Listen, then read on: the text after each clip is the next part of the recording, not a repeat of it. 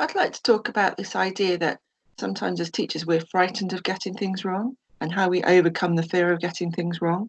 And we organised a trip to London to see the Kara Walker piece at the Tate Modern with our Year 10 students. And it's a really complicated, amazing piece of artwork.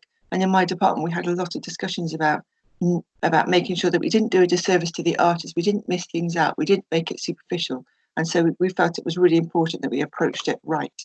And we started off by showing our students this short Tate Shops film called Why Study Art, which is just brilliant. It's got amazing language in it, really good quotes from artists, and it explained everything that we wanted our students to understand before they went about what we wanted them to actually achieve from the trip. So obviously this idea of seeing work firsthand, but more importantly, we wanted them to understand and begin to see this idea of a relationship between history, philosophy, politics and art, and that art is not just about making pretty pictures. There's so much more to it. Essentially, we wanted them to be able to question and think for themselves so that when they were confronted with a complex piece of artwork, they could actually figure it out by themselves without us having to give them the answers. With lots of information before we went, we explained the context of the Tate Modern and Tate Britain that we also went to see, and we made the connection for them between the Tate and Tate and Lyle, which is the sugar, and Henry Tate, who basically laid the foundations for their collection. We wanted them to have that information so that when we introduced Kara Walker, the artist's work we were going to see, they were able to be a bit more critical about what they were seeing and understand those connections.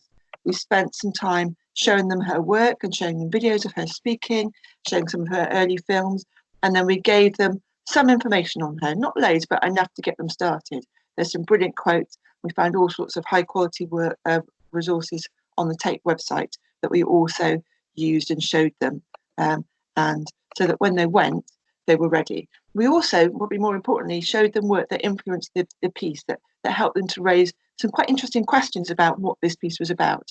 So why is it a monument? Why is it a gift to the empire? The significance of water. And there's a whole range of Western artists, very European white male artists that had connections that basically Kara Walker was questioning through her work. We wanted them to be curious and to have the knowledge to work it out for themselves. Also, we felt it was important that we showed them how to spend time with the work. So I spent some time with the work before we went on the trip. I've had sketchbooks which I filled up with notes and sketches, and I showed those to our students so that they could see this is how you spend time with the work. You need to have thinking time. You need to actually spend time being with it, experiencing it, thinking about it, and through that, then you begin to formulate your own opinion. It's not a quick fix. So in my sketchbooks, they could see my little doodles, my sketches, my notes, my little kind of things where I'm figuring out what I think about it. And there's quotes and questions in there. So that was really helpful for them to see. So that when they did get to Tate Modern, when they did go into the Turbine Hall, they were ready. They were confident enough to really look and question what they saw. And that was fantastic to see. We asked them to go and spend time with the work. And they had about 45 minutes to sit down on the floor in the Turbine Hall and sketch and draw and make notes and just basically be with the work. And they really enjoyed that. They all settled down and they were looking at the work. They were talking to us about it. They weren't really asking questions because they had the information they needed, but they wanted to express their thoughts about it. And I was really pleased with their response. They loved it. And I asked one girl who was looking a bit blank, what do you think? And her response was brilliant. She just said, I think it's magnificent. Her eyes lit up. She was really moved by the piece of work. She really got it, which was fantastic. And the students made sketches when they were there as well, so that when we came back into school, they could put those up and write up the trip in their sketchbook and write up this particular piece.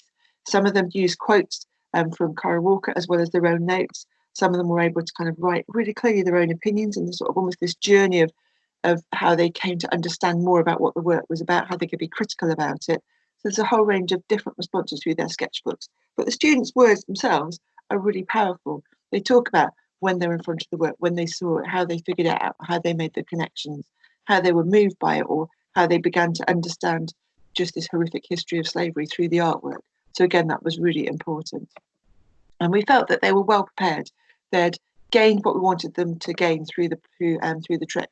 So going back to this idea of overcoming the fear of getting it wrong, I think you've just got to do it sometimes and even take the risk that sometimes it won't be perfect. We made a point of seeking quality resources, which really helped. We used the artist's words as much as we could, so lots of quotes and lots of films of them.